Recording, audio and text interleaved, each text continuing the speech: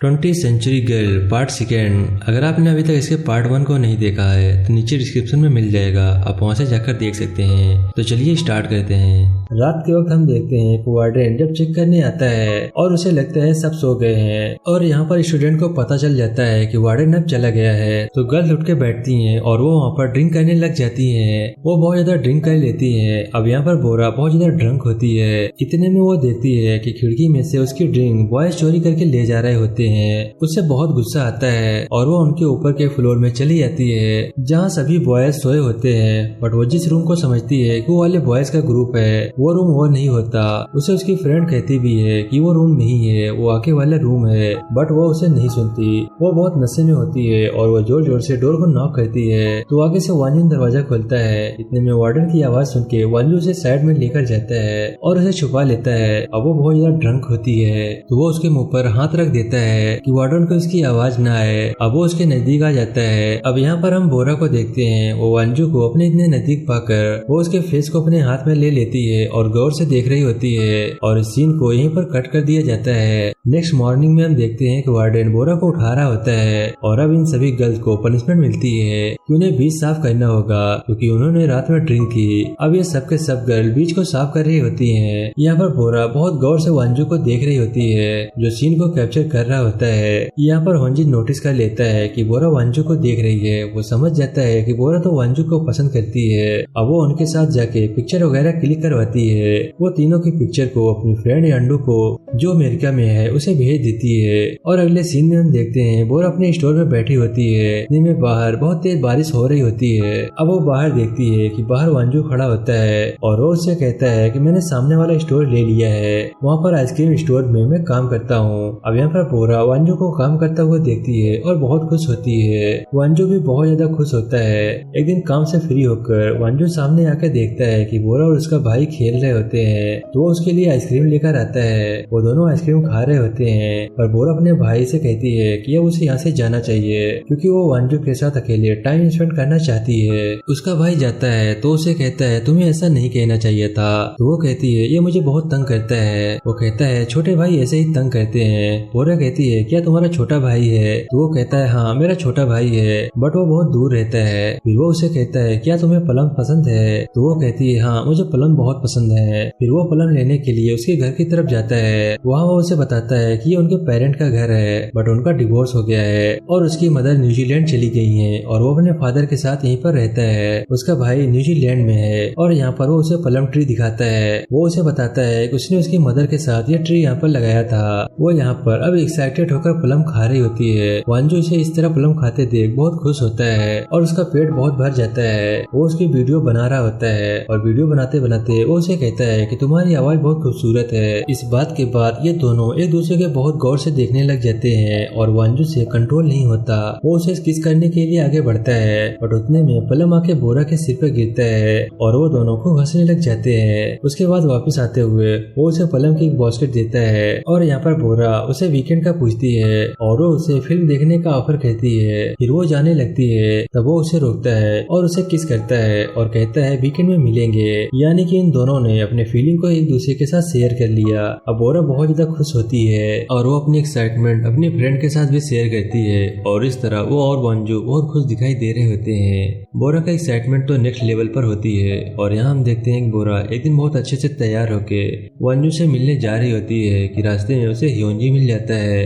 और वो उससे कहता है कि मैं यहाँ पे आइसक्रीम खाने आया हूँ, लगता है तुम भी आइसक्रीम खाने जा रही हो तो चलो हम इकट्ठे चलते हैं। यहाँ पर हम नोटिस करते हैं कि ह्योंजी बोरा से इंटरेक्ट कर रहा होता है बट वांजू को ये बात अच्छी नहीं लगती। अब वांजू ह्योंजी के साथ बैठ जाता है। हमें नजर आता है ये दोनों बॉयज ही बोरा को पसंद करते हैं और उतने में बोरा की नजर बाहर पड़ती है और उसकी फ्रेंड योंडू आ जाती है जो अमेरिका से वापस आई होती है। बोरा बहुत एक्साइटेड होती है और वो उसे रोकर बताती है कि उसकी बेस्ट फ्रेंड है और इसकी सर्जरी हो चुकी है और वो इस बात को लेकर बहुत खुश है। अब यहाँ वो दोनों फ्रेंड एक्साइटेड होकर बातें कर रहे होते हैं तो यहाँ पर एकदम से योंडू कहती है योंजिन कितना अच्छा लग रहा था ना यूनिफॉर्म में। इस बात से बोरा हैरान होती है कि तुम किसके बारे में बात कर रही हो? वो तो वांजू है। वो कहता ही नहीं ये तो वही लड़का था जो उस दिन आया था और यहाँ पर वो उसे बताती है कि असल में वो वांजू को पसंद करती है। अब यहाँ पर फ्लैशबैक में हमें उसी सीन को दिखाया जाता है। असल में वो लड़का वांजू था जो उस दिन ह्योंजी की यूनिफॉर्म पहनकर आया था और हमें फ्लैशबैक में सीन दिखाया जाता है क्योंकि वो स्कूल में न्यू आया था तो उसने ह्योंजी की यूनिफॉर्म ले ली थी। अब यहाँ पे बोरा ये बात सुनकर बहुत ज्यादा परेशान हो जाती है कि वो तो खुद भी वांजू को पसंद करती है और उसकी फ्रेंड भी उसे पसंद करती है। अब इसीलिए वो वांजू को बिल्कुल भी लिफ्ट नहीं कराती। वांजू भी ये बात नोटिस कर लेता है। वो अपनी फ्रेंड से ये बात शेयर करना चाह रही होती है बट उसका स्कार देखकर वो उसे बता नहीं पाती। अब इस मकसद के लिए योंडू और वांजू को एक करने के लिए अक्सर ह्योंजी को अपने साथ लेकर कहीं ना कहीं चली जाती है ताकि वो दोनों टाइम स्पेंड कर सकें। अब वांजू ये बात नोटिस कर लेता है तो एक दिन बोरा को पेजर पे मैसेज सेंड करता है कि वो उसे बात करे। यहाँ पे वो योंडू को सो नहीं कराती कि उसके पास वांजू के मैसेज आ रहे हैं। इसीलिए जब योंडू सो जाती है तब वो रात को फोन बूथ पर जाकर वांजू से बात करने की कोशिश करती है और वांजू से कहता है कि वो उसे बहुत करीब है। वो देखती है तो वांजू वहीं पास में खड़ा होता है। वो उससे बात करने की कोशिश करता है, उससे अपनी फीलिंग बताता है बट यहाँ पर बोरा उसे साफ इनकार कर देती है कि वो उसके लिए कुछ भी फील नहीं करती। अब वो उठ के वहाँ से चली जाती है। इस बात का वांजू को बहुत दुख होता है। असल में उसके लिए एक लेटर लेकर आया था जिसमें उसने अपनी फीलिंग बोरा को बताई हुई थी। उसने बताया था कि वो बोरा को जानने से पहले भी जानता था। एक दिन जब वो सीडी स्टोर में गया था तब वहाँ पर बोरा एक सीडी ले रही थी जिसे वो पकड़ नहीं पा रहे थे तो उसने उसकी हेल्प की थी जो वो बुली फिल्म थी तो इसलिए वो बहुत ज्यादा घबरा कर वहाँ से भाग जाती है। यहाँ पर उसने तब भी उसे देख लिया था जब वो बस ले रही थी और उसके साथ वाली सीट में बैठी हुई थी। उस दिन भी उसे नोटिस किया था जिस दिन वो उनकी बातें सुन रही थी और उसने बेड के नीचे छुपे हुए उसे देख लिया था। उस दिन वो समझ गया था कि ये लड़की बहुत स्पेशल है। उसे बता रहा होता है कि वो हर बार उसे देखकर स्माइल करता था बट उसे ये लगता था कि शायद वो ह्योंजी को पसंद करती है। उसके फ्रेंड को उससे इस बात से जलस भी होती है और बुरा भी लगता है। और जिस दिन उसने फोन किया था और उसने पहचान लिया था कि वो बोरा है तो उसने अपने फ्रेंड के पूछने पर भी उसे नहीं बताया था कि बोरा की कॉल आई थी। फिर वो उसे बताता है उस दिन तुम ड्रंक होकर मुझे गौर से देख रही थी और तुमने मुझे कहा था कि मुझे तुम पसंद करती हो, तुम्हारी आंखें बहुत खूबसूरत हैं। तुमने इतनी बड़ी बात कह दी थी, मेरा दिल बेचैन हो गया था और मैं समझने लगा था कि शायद तुम मुझे पसंद करने लग गई हो बट मुझे कहीं ना कहीं शक था कि पता नहीं तुम मुझे पसंद करती हो या नहीं। लेकिन उस दिन जिस दिन तुमने प्लम खाया उस दिन मुझे एहसास हो गया तुम भी मुझे पसंद करती हो और ये बात मैं तुम्हें बताना चाहता हूँ कि मैं तुम्हें बहुत पसंद करता हूँ। मुझे न्यूजीलैंड जाना है तो हमें ये बात तुम्हें पहले बताना चाहिए था ताकि तुम मेरा वेट करो, मैं तुम्हारे पास जरूर आऊंगा। अब वो उस खत को गौर से देखता है और उसे वहीं पर छोड़कर चला जाता है। बारिश हो रही होती है तो वो खत वहीं पर बह जाता है। अब यहाँ पर हम देखते हैं बोरा को तो पता नहीं होता उसकी फीलिंग के बारे में। अब यहाँ पे हम देखते हैं कि बोरा तो अपनी फ्रेंड की वजह से अपनी फीलिंग को कंट्रोल कर रही होती है। वो वांजू को बहुत ज्यादा इग्नोर करती है। वांजू भी समझ जाता है तो उसे तंग नहीं करता। एक दिन उसकी फ्रेंड योंडू से कहती है कि हम म्यूजियम पार्क चलते हैं और उससे हेल्प मांगती है कि तुम मुझे और वांजू को एक करने की वहाँ पे कोशिश करना क्योंकि उसका फ्रेंड ह्योंजी हर वक्त उसके साथ होता है। अब यहाँ पर वो बहाने बहाने से ह्योंजी को साइड पे लेकर जाती है। वांजू और योंडू को टाइम स्पेंड करने का मौका देती है बट यहाँ पर योंडू भी नोटिस करती है कि वांजू की नजरें तो सिर्फ बोरा पर अटकी हुई है। यहाँ पर रोलर कोस्टर राइड पे योंडू बहाने से बोरा और ह्योंजू को कहती है कि वो राइड लेने के लिए जाए ताकि वो पीछे वांजू के साथ समय बिता सके।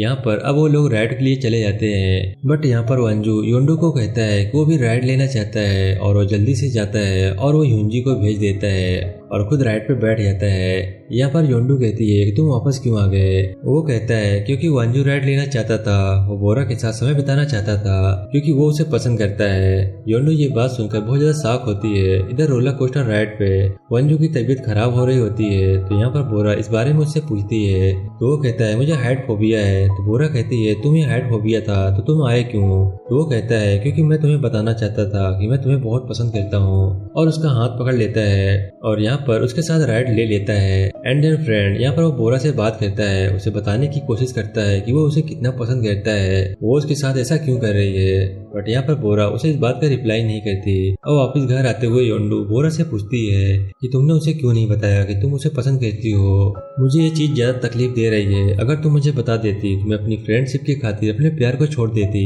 यहाँ पर बोरा एक्सप्लेन करने की कोशिश करती है बट यहाँ पर योंडू सारे इल्जाम बोरा पर दे देती है, ये उसकी गलती है। बोरा बहुत ज्यादा अपसेट हो जाती है। घर आके वो कंप्यूटर में उस ईमेल को देखती है जिसमें बोरा ने अपने फीलिंग के बारे में योंडू को ऑलरेडी बताया हुआ था बट योंडू पहले ही कोरिया आ चुकी थी, इसीलिए वो ईमेल रिसीव ना कर पाई। तो इसीलिए योंडू सारी बात समझ जाती है। अब यहाँ पर योंडू वांजू को सारी बात बता देती है कि बोरा असल में उसे लाइक करती है, लेकिन उसने उसकी वजह से ये सब कुछ किया क्योंकि उसे डर था कहीं उसे दोबारा कोई मसला ना हो जाए। तो वो वांजू को समझाती है कि उसे न्यूजीलैंड जाने से पहले अपनी फीलिंग उसे बतानी चाहिए। अब यहाँ पे हम देखते हैं कि बोरा घर पर आ गई होती है, बट उसके भाई की तबीयत बहुत ज्यादा खराब होती है और वो हॉस्पिटल चली जाती है। यहाँ पर वांजू भी भाग कर आता है और उसे अपने दिल की बात बताने के लिए वो उसे कॉल वगैरह भी करता है, बट यहाँ पे बोरा बहुत ज्यादा बिजी होती है और वो रात अपने भाई के साथ बिता देती है। वांजू सारी रात उसका वेट करता है, बट वो नहीं आती। नेक्स्ट डे जब बोरा स्कूल जाती है तो यहाँ पर योंडू उसे सारी बात बता देती है कि वांजू न्यूजीलैंड जा रहा है, तुम्हें उससे बात करनी चाहिए। वो भी बता देती है उसने ईमेल नहीं पढ़ा, वो ये सब बात समझ चुकी है। अब यहाँ पर वो जैसे तैसे करके हिंजी के साथ बाइक पर बैठकर स्टेशन पहुंचती है और वहाँ पर जाकर हर जगह वांजू को ढूंढती है और वो वांजू को देख लेती है। वो उसे आवाज देती है, उसके पास भाग के जाती है और यहाँ पर वो उसे बताने लग जाती है कि वो रात अपने भाई के पास थी और वो रो रो कर अपनी फीलिंग को बता देती है कि वो उसे कितना पसंद करती है, वो न्यूजीलैंड ना जाए। यहाँ पर वो उसे कहता है कि उसे न्यूजीलैंड जाना होगा, लेकिन वो भी उसे बहुत पसंद करता है और वो वापस जरूर आएगा। वो दोनों एक दूसरे से अपनी फीलिंग कन्फ्रेंस कर लेते हैं, बट यहाँ पर वांजू के जाने का समय हो जाता है और वो वहाँ से चला जाता है। यहाँ पर वांजू भी बहुत ज्यादा रो रही होती है। And then friend next scene में हम देखते हैं कि वो दोनों इतना दूर होके भी एक दूसरे से ईमेल पे बात करते हैं। इनका कनेक्शन अच्छा बना रहता है, बट कुछ अरसे के बाद ही वांजू से रिप्लाई करना छोड़ देता है। वो हर तरह से उसे मैसेज करती है, बात करती है, बट यहाँ पर वो उसे कोई भी रिप्लाई नहीं दिया करता। वो बहुत परेशान रहती है, फिर वो न्यूजीलैंड ही चली जाती है ताकि वो वांजू को ढूंढ सके और वहीं पे अपनी स्टडी को कंप्लीट करना चाहती है। बट यहाँ पे बहुत ज्यादा वक्त बीत जाता है तो वांजू का कुछ भी पता नहीं चलता और यहाँ पर वो अपनी लाइफ में बहुत ज्यादा बिजी हो जाती है। एक दिन वो किसी ब्लाइंड डेट पर गई होती है और उस लड़के का नाम भी वांजू था। उसका नाम सुनकर वो बहुत जोर जोर से रोती है और दोबारा जाके उस नंबर पर ट्राई करती है और उससे मैसेज छोड़ देती है कि आज के बाद मैं तुम्हें कभी भी वापस ट्राई नहीं करूंगी। और उसके बाद हम देखते हैं वापस अपने घर आ जाती है और यहाँ पर उसे एक पार्सल मिलता है जिसमें एक एग्जीबिशन का इनविटेशन होता है। तो वो उसे एग्जीबिशन में चली जाती है और वहाँ जाके हैरान हो जाती है कि वहाँ पे उसके सारी स्कूल टाइम की मेमोरीज को प्ले किया जा रहा होता है। वो बहुत ज्यादा हैरान हो जाती है क्योंकि ये सब कुछ रिकॉर्ड तो वांजू ने किया होता है। इतने में हम देखते हैं हिंजी जो उसका फ्रेंड था वो वहाँ पर आता है और उसे आके बताता है कि मेरे पास इसकी ये रिकॉर्डिंग रह गई थी तो मैं तुम्हें दिखाना चाहता था, इसीलिए मैंने तुम्हें एग्जीबिशन के लिए इनवाइट किया। फिर वो उसे बताता है कि वांजू की डेथ हो गई है, वो उसे बहुत प्यार करता था, वो तुम्हें बहुत ज्यादा पसंद भी करता था। इस बात को वो थैंक यू कहती है कि अच्छा हुआ तुमने मुझे बता दिया, वरना मैं सारी जिंदगी उसे इल्जाम देती रहती। अब स्टोर में आकर वो उन वीडियो रिकॉर्डिंग को देखती है जो उसे हिंजी ने दी थी। उसमें सारी वो मेमोरीज होती है। वो देख रही होती है किस तरह वांजू ने उसके हर एक पल को रिकॉर्ड किया हुआ था, उसकी हर छोटी छोटी हरकत, स्कूल की सारी मेमोरीज को उसने रिकॉर्ड किया हुआ था। और यहाँ पर बोरा की ये भी विश उसने रिकॉर्ड की हुई थी। उस क्लिप में बोरा ने कहा था कि मैं विश करती हूँ कि हम 21st सेंचुरी में भी एक दूसरे से मोहब्बत का इजहार करेंगे। फिर एकदम से वो वीडियो आती है न्यूजीलैंड की जिसमें वो देखती है कि वो अपने भाई के साथ होता है।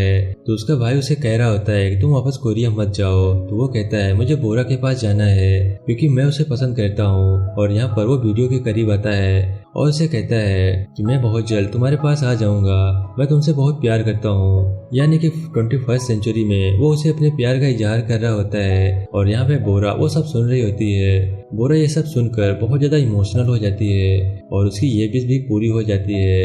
एंड देन फ्रेंड ये लव स्टोरी यहीं पर समाप्त हो जाती है। आई होप कि वीडियो आपको पसंद आया होगा। वीडियो अच्छा लगा तो प्लीज वीडियो को लाइक करना मत भूलिएगा और अभी तक हमारे चैनल को सब्सक्राइब नहीं किए हैं प्लीज चैनल को सब्सक्राइब करके बेल आइकन को प्रेस कर लें ताकि हमारे आने वाली वीडियो नोटिफिकेशन आपको सबसे पहले मिले। मैं मिलता हूँ आपसे नेक्स्ट वीडियो में, तब तक के लिए बाय बाय।